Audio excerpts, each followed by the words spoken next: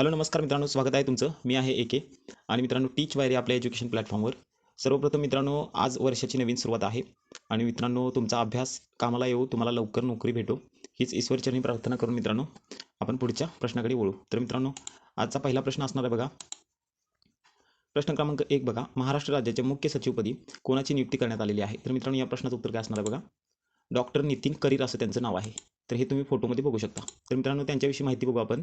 राज्याचे कितवे मुख्य सचिव आहेत ते? तर 47वे. बघा, राज्याच्या मुख्य सचिवपदी डॉक्टर नितीन करीर यांची नियुक्ती झालेली असून ते मावळते मुख्य सचिव मनोज सोनकी यांच्याकडून त्यांनी पदभार स्वीकारलेला आहे. तर बघा, नितीन करीर हे 31 मार्च 2024 रोजी सेवानिवृत्त सुद्धा होणार आहेत. तर मित्रांनो ही पण माहिती खूप महत्त्वाची आहे. त्याच्या पुढचा पॉईंट बघू आपण. बघा, महाराष्ट्राचे मुख्यमंत्री कोण आहेत? एकनाथ शिंदे. आणि राज्यपाल कोण आहेत? रमेश बैस असं त्यांचं नाव आहे. तर मित्रांनो पुढचा पॉईंट बघू आपण. तर बघा, मुंबई पोलीस आयुक्त कोण आहेत? विवेक फणसाळकर असं त्यांचं नाव आहे. तर मित्रांनो प्रश्न क्रमांक 2 बघू. लखबीर सिंग लांडाला कोणत्या देशाने आंतरराष्ट्रीय दहशतवादी म्हणून घोषित केले आहे? तर मित्रांनो आपल्या भारत देशाने त्यांना दहशतवादी म्हणून घोषित केले आहे. हे तुम्ही फोटोमध्ये बघू शकता. हे आहेत ते लखबीर सिंग लांडा. तर मित्रांनो कशाबद्दल त्यांना आंतरराष्ट्रीय दहशतवादी म्हणून घोषित केलं? तर बघा, कॅनडामध्ये बसून भारताविरोधी कारवाया करणाऱ्या खलिस्तानी लखबीर सिंग लांडाला भारत सरकारने दहशतवादी म्हणून घोषित केले. कॅनडा स्थित गँगस्टर आणि बब्बर खालसा इंटरनॅशनल BKI नेते लखबर सिंग लांडाला यांना बेकायदेशीर क्रियाकलाप प्रतिबंधक कायदा UAPA अंतर्गत वैयक्तिक दहशतवादी म्हणून घोषित केले.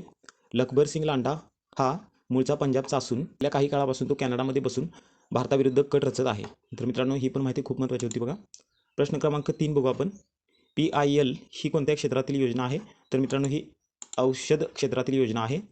तर मित्रांनो बघा, प्रोडक्शन लिंक इंटेन्सिव्ह या योजनेअंतर्गत देशाच्या औषध क्षेत्रात किती कोटी रुपयाची गुंतवणूक झालेली आहे? तर मित्रांनो 25 करोड रुपयाची गुंतवणूक झालेली आहे. तर त्याचा तुम्ही फुल फॉर्म बघू शकता. त्याच्या खालचा पण बघा. आयात प्रतिस्थापन आणि रोजगार निर्मितीसह देशांतर्गत उत्पादन क्षमता वाढवण्यासाठी PLI योजनेची संकल्पना करण्यात आली होती. कधी? तर मित्रांनो 2020 मध्ये. तर मित्रांनो आपण पुढच्या प्रश्नाकडे वळू. प्रश्न क्रमांक 4 बघा. वित्त आयोगाच्या अध्यक्षपदी कोणाची निवड झालेली आहे? तर मित्रांनो या प्रश्नाचं उत्तर काय असणार आहे बघा. अरविंद पानघडिया असं त्यांचं नाव आहे. तर हे तुम्ही फोटोमध्ये बघू शकता. त्यांच्याविषयी आपण माहिती घेऊ. अरविंद पानघडे यांची भारताच्या कितव्या वित्त आयोगाच्या अध्यक्षपदी निवड झाली? तर मित्रांनो 16व्या. हे तुम्ही इथं बघू शकता. त्याच्या पुढचा पॉईंट बघू. त्यांच्याविषयी खूप महत्त्वाचं आहे बघा. ते आशियाई विकास बँकेचे माजी मुख्य अर्थतज्ज्ञ आहेत. अर्थशास्त्र आणि सार्वजनिक धोरण क्षेत्रातील योगदानाबद्दल त्यांना 2012 मध्ये भारताच्या राष्ट्रपतींनी पद्मभूषण पुरस्काराने सुद्धा सन्मानित केलं होतं. तर मित्रांनो कशाबद्दल बोलण्यात आलं? वित्त आयोगाबद्दल. तर वित्त आयोगाचं कलम सुद्धा तुम्ही लक्षात ठेवा, 243 आहे. त्याच्या पुढचा पॉईंट बघू आपण. प्रश्न आहे बघा, नीती आयोगाचे पहिले उपाध्यक्ष कोण होते? तर मित्रांनो भारतीय अमेरिकन अर्थशास्त्रज्ञ अरविंद पानघडे यांची 2015 मध्ये नीती आयोगाचे पहिले उपाध्यक्ष म्हणून नियुक्ती करण्यात आली होती. तर मित्रांनो नीती आयोगाचे पहिले उपाध्यक्ष कोण होते? हेच उत्तर आहे त्याचं, अरविंद पानघडिया. तर मित्रांनो आपण पुढच्या प्रश्नाकडे जाऊ. प्रश्न क्रमांक 5 बघा. भारताच्या 16व्या वित्त आयोगाच्या सचिवपदी कोणाची निवड झाली? तर मित्रांनो आता आपण बघितलं काय अध्यक्ष, आता आपल्याला बघायचं आहे सचिव. तर मित्रांनो या प्रश्नाचं उत्तर असणार आहे ऋत्विक रजनम पांडे असं त्यांचं नाव आहे. हे तुम्ही फोटोमध्ये बघू शकता. तर बघा त्यांच्याविषयी माहिती घेऊ आपण. अतिरिक्त सचिव म्हणून अधिकारी ऋत्विक पांडे यांची नियुक्ती भारत सरकारने मंजूर केली आहे. ते सध्या केंद्रीय प्रतिनियुक्तीवर महसूल विभागात सहसचिव सुद्धा आहेत. तर कर्नाटक केडरचे IAS अधिकारी आहेत. त्यांनी वित्त मंत्रालयात संचालक बजेट म्हणूनही काम केलेलं आहे. त्यांनी कर्नाटकामध्ये वाणिज्य कर आयुक्त म्हणून सुद्धा काम केलेलं आहे. तर मित्रांनो खूप महत्त्वाची माहिती आहे. तर बघा, भारताच्या 16व्या वित्त आयोगाच्या शिफारसीची अंमलबजावणी कधीपासून होणार आहे? हा प्रश्न नक्की परीक्षेला येऊ शकतो बघा. 1 एप्रिल 2026. हे पण तुम्हाला लिहून घ्यायचं आहे. लिहून घेतलं नाही तरी चालेल मित्रांनो. तुम्ही टेलिग्राम चॅनलवर जाऊन याची PDF डाउनलोड करू शकता. टेलिग्रामची लिंक आपण डिस्क्रिप्शन बॉक्समध्ये दिलेली आहे. तर मित्रांनो प्रश्न क्रमांक 6 बघा. कुमार गटाच्या 42व्या राष्ट्रीय खो खो स्पर्धेचे विजेतेपद मुले आणि मुली गटात कोणत्या राज्याने पटकवले? तर मित्रांनो या प्रश्नाचं उत्तर काय असणार आहे बघा. आपल्या महाराष्ट्र राज्याने. पॉईंट बघा, महाराष्ट्र राज्याने सलग कितव्यांदा कुमार गटाच्या राष्ट्रीय खो खो स्पर्धेचे विजेतेपद पटकवलेले आहे? तर मित्रांनो कितव्यांदा? 9व्यांदा. त्याच्या पुढचा पॉईंट बघा. 42व्या राष्ट्रीय खो खो स्पर्धा कोणत्या राज्यामध्ये आयोजित करण्यात आल्या होत्या? तर मित्रांनो या प्रश्नाचं उत्तर काय असणार आहे? छत्तीसगड राज्यामध्ये. तर मित्रांनो पुढचा पॉईंट बघू आपण. प्रश्न क्रमांक 7 बघा.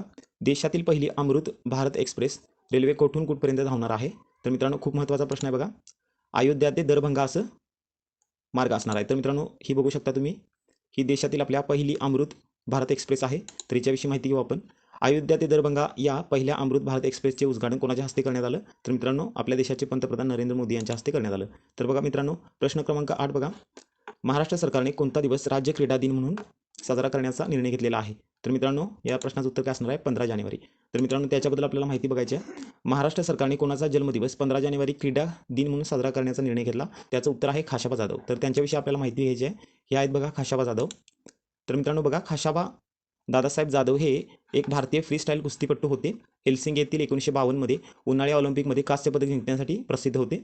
तर बघा ऑलिम्पिकमध्ये वैयक्तिक पदक आहे त्यांचं आणि ते स्वतंत्र भारतातील पहिले खेळाडू होते. तर बघा जन्म त्यांचा 15 जानेवारी 1926ला सातारा या ठिकाणी, मृत्यू बघा 14 ऑगस्ट 1984ला कराड या ठिकाणी, आणि शिक्षण राजाराम कॉलेजमध्ये घेतलं. कांस्य पदक बघा 1952 उन्हाळी ऑलिम्पिकमध्ये कुस्ती पुरुष फ्रीस्टाईल. तर मित्रांनो पुढचा प्रश्न बघू. ही माहिती तुम्हाला समजली असेल तर. प्रश्न क्रमांक 9 बघा. SLIM ही चंद्रयान मोहीम कोणत्या देशाची आहे? तर मित्रांनो या प्रश्नाचं उत्तर काय असणार आहे बघा? जपान या देशाची आहे. तर मित्रांनो हे तुम्ही फोटोमध्ये बघू शकता. तर मित्रांनो बघा जपान एरोस्पेस एक्सप्लोरेशन एजन्सी म्हणजे जाक्सा. तर मित्रांनो हे जशी आपली इस्रो आहे तशी मित्रांनो त्यांची ही संस्था आहे जाक्सा. हे पण तुम्हाला लक्षात ठेवायचं आहे. तर मित्रांनो आजचे प्रश्न तुम्हाला आवडले असतील, व्हिडिओ आवडला असेल तर मित्रांनो व्हिडिओला नक्की लाईक करा. आणि मित्रांनो अजूनही सबस्क्राईब केलं नसेल किंवा आपले टेलिग्राम चॅनल जॉईन केलं नसेल तर मित्रांनो जॉईन करून घ्या. परत भेटू उद्याच्या व्हिडिओमध्ये. तोपर्यंत धन्यवाद.